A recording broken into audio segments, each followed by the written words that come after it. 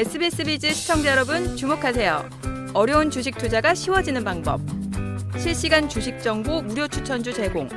하단 카카오톡 링크를 통해서 바로 입장하세요.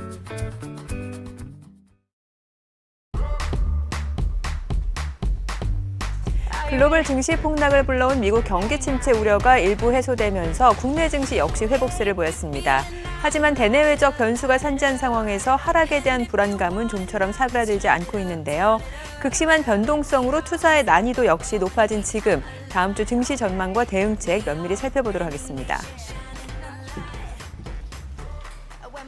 일단 화재 사고로 전기차 공포가 확산되는 가운데 완성차 업계 배터리 제조사 공개가 이어졌습니다. 배터리 실명제가 급물살을 타면서 국내 배터리사들이 반사 이익을 볼 것이라는 기대감과 안전성 우려로 전기차 수요가 감소할 것이라는 우려가 교차하고 있는데요. 위기와 기회 사이에 놓인 배터리 관련주에 대한 주가 전망 잠시 후 자세히 전해드리겠습니다. 중동 지역에서 전쟁 위기감이 고조되면서 방산주가 강세를 나타냈습니다. 불안정한 정세에 실적 모멘텀까지 더해지면서 하반기에도 성장세가 이어질 것이란 장밋빛 전망이 쏟아지고 있는데요.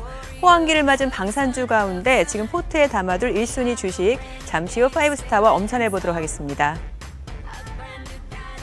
투자자들에게 속 시원한 해법과 전략을 세워줄 투자 가이드 백발백중 필살기, 이제 본격적으로 시작해보겠습니다.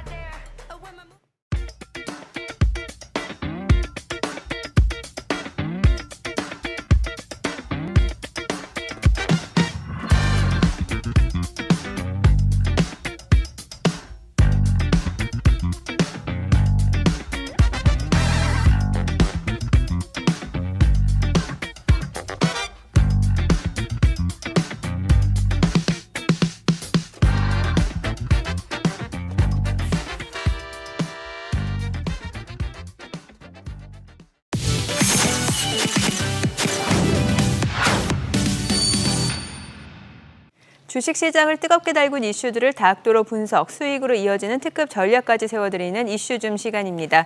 이 시간 김영구, 김태훈, 김호영 대표와 함께합니다. 먼저 이번 주 시장에는 어떤 이슈들이 있었을까요? 바로 확인해보죠.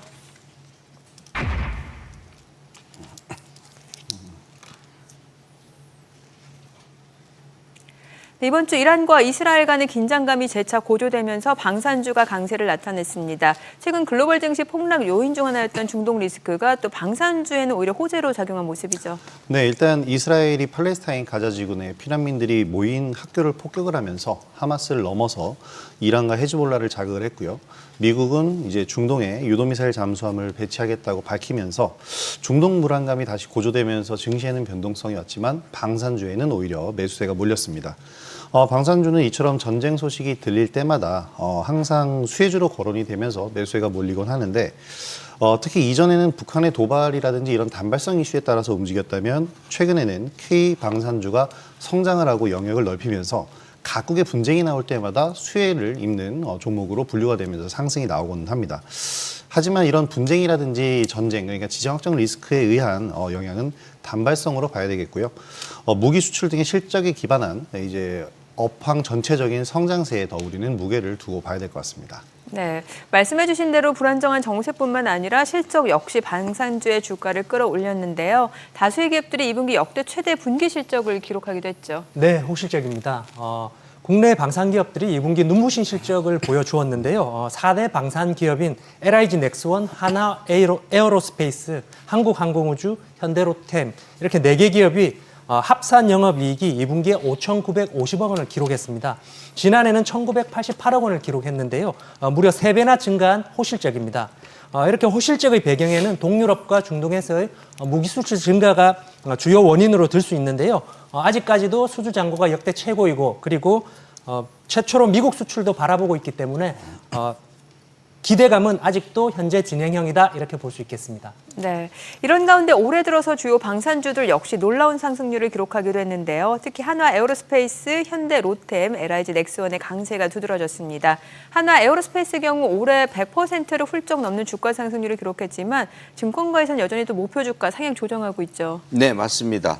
증권가에서 2월 말만 해도 하나에어로스페이스가 한 20만 원에서 22만 원 정도가 최대 목표치다. 뭐 이렇게 얘기를 했었는데 그 이후에도 그 주가를 돌파하고 넘었으니까 목표치를 점점 수정해갖고 지금은 이제 한 33만 원까지 목표치를 갖다가 상향시키고 있는 모습인데요. 이 하나에어로스페이스의 2분기 매출이 2조 7,800억 정도, 영업이익이 3,588억 원, 그러니까 한 357% 정도 급증을 했어요. 어마어마한 최대 실적이거든요. K9, 천모 뭐 이런 수출이 5배 이상 늘었다고 이제 볼 수 있고요. 앞으로도 이 27년까지 물량을 확보한 상황이라서 주봉상으로도 추세가 꺾이지 않아서 계속적으로 상승 추세를 꺾이기 전까지는 상승 추세를 연장해 갖고 가는 이런 추세로 보는 것이 맞는 것 같습니다. 네, 긍정적인 전망을 주셨는데 증권가에서는 방산주의 성장세가 하반기에도 이어질 것이라는 낙관적인 전망이 쏟아지고 있습니다. 하지만 이미 많이 오른 종목도 있어서 고점에 대한 부담감이 있는 것도 사실인데요. 방산주가 계속해서 상승 랠리를 이어갈 수 있을까요? 세 분의 의견 확인해 보죠. 하나, 둘, 셋. 좀 의견이 엇갈렸는데 김호영 대표님은 뭐 추가 상승 여력이 충분히 가능하다 이렇게 보시나 봐요. 네, 일단 방산주도 일종의 슈퍼사이클에 진입했다라고 저는 볼 수 있다고 생각을 합니다. 슈퍼사이클은 해당 업종이 장기적으로 꾸준히 우상향하는 것을 뜻하는데 방산주가 지금 이 위치에 있다라고 생각이 되고요. 반도체나 조선주, 뭐 전력설비주와 같은 업종처럼 슈퍼사이클이라고 현재 뭐 언론이라든지 뉴스에서 나올 때 강조되고 있지는 않지만 실적 면에선 이전과 다르게 확실한 성장세를 보여주고 있고요. 또 우크라이나와 러시아와의 전쟁, 또 중동 긴장감 속에서 유럽 각국이 그 군비를 증강하는 과정에서 K방산주의 가성비 측면에서의 인지도가 상당히 확산이 되고 있습니다. 가장 큰 이슈 중에 하나는 이제 트럼프가 미 대선에 당선이 될 경우에 트럼프는 나토의 각국 GDP의 1%를 방위비로 지불할 것을 요구를 하고 있는데요. 이렇게 된다면은 방산주, K방산주는 더더욱 더 입지를 넓혀가면서 성장을 할 것으로 예상됩니다. 네, 반면에 이제 김태훈 대표님은 스탑 의견을 들어주셨는데 좀 이유를 들어볼게요. 네. 일단 뭐 중장기적으로 좋은 추세를 보일 것이라는 것은 두 분 대표님들과 의견이 같습니다. 다만 매수 진입 타이밍에 대해서는 조금 숨고르기가 필요한 구간이 아닌가 이렇게 보여지는데요. 2분기에 호실적을 발표했고 3, 4분기에도 지속적으로 좋은 실적은 예상이 됩니다. 하지만 최근 시장 흐름이 단기 상승 후에는 차익 매물이 출회되면서 빠른 업종 순환매가 돌아가고 있기 때문에 일단은 지금 따라붙기보다는 조금 조정권에서 접근하시는 것이 어떨까 이렇게 생각이 들고요. 이번 지수 급락 구간에서 갭 하락 구간을 모두 빠르게 방산주들이 메워주었기 때문에 조정 기간은 길지 않을 것이다. 다만 눌림목 구간, 조정 구간에서 진입하는 것이 좋은 타이밍이다 이렇게 생각합니다. 네, 지금 당장보다는 조정 구간을 활용하라는 의견을 주셨는데 그렇다면 어떤 종목에 집중하는 게 좋을까요? 여기서 세 분이 뽑은 방산주 탑픽 종목 확인해 보죠.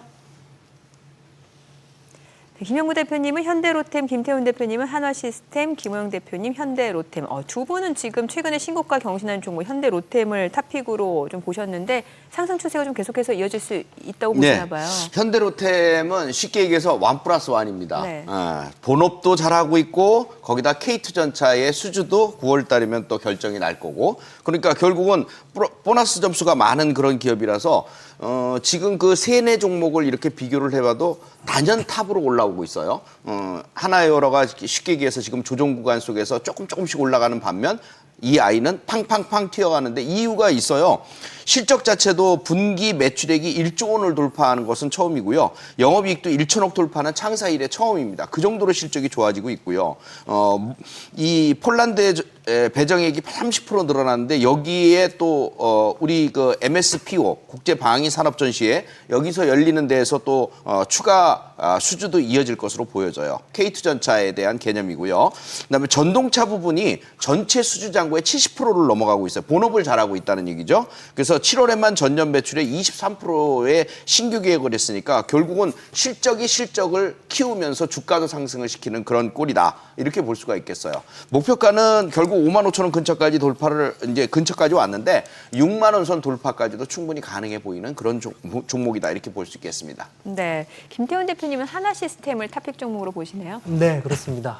일단 제가 하나시스템을 고른 이유는 실적에 비해서 아직 상승분이 별로 없고 그리고 다양한 파이프라인을 보유하고 있는 점이 강점이 아닌가 생각이 듭니다. 하나시스템은 2분기 영업이익이 시장 예상치를 초과한 798억 원을 기록했는데요. 지난해 대비로는 167% 증가한 실적입니다. 하지만 이런 호실적에도 불구하고 4대 방산기업의 그늘에 가려져서 아직은 상승폭이 조금 적은데요. 하지만 주요 방산주들이 조금 쉬어갈 때 키 맞추기 강세가 예상되는 종목이다, 이렇게 말씀드릴 수 있겠습니다. 하나시스템 같은 경우에는 K2전차, KF21, 함정, 그리고 우주 부문까지 다양한 파이프라인을 보유하고 있다는 것이 강점인데요. 이렇게 다양한 파이프라인이 있으면 안정적이고 꾸준한 실적이 가능하다, 이렇게 볼 수 있겠습니다. 기술적으로 한번 살펴보면은요, 장기 이평선을 굳건하게 지지해주는 모습, 그리고 시장 급락 시 개파락 부분을 빠르게 메워주었고요. 최근에는 대차 잔고도 빠르게 줄어들고 있기 때문에 다음 주부터는 조만간 강세 흐름을 보여줄 수 있을 것이다, 이렇게 생각합니다. 네, 선정해 주신 방산주들의 상승 랠리 기대해 보겠습니다. 계속해서 또 다른 증시 이슈 만나볼까요?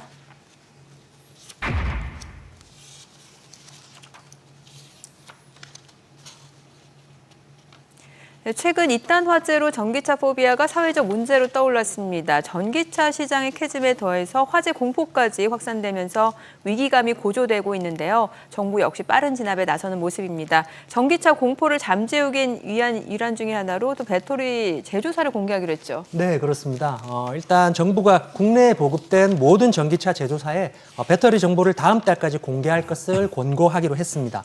물론 법적인 의무는 없지만 시장에서 신뢰 회복을 위해서 대부분의 전기차 메이커들이 가담을 할 것이다, 동참을 할 것이다, 이렇게 보여지고요. 이미 현대차와 기아, BMW, 벤츠 같은 회사들은 배터리 정보를 공개를 했습니다. 그리고 포르쉐, 스텔란티스 같은 경우에는 이달 중 공개할 계획이고요. 아직 입장을 밝히지 않은 제조사들도 본사와 협의 후에 모두 공개할 것이 예상되고 있습니다. 네, 특히 인천 화재 차량인 벤츠 역시 뒤늦게 이제 공개를 했는데 국내 판매되는 대다수 모델에 중국산 배터리를 쓰고 있었다고 하죠.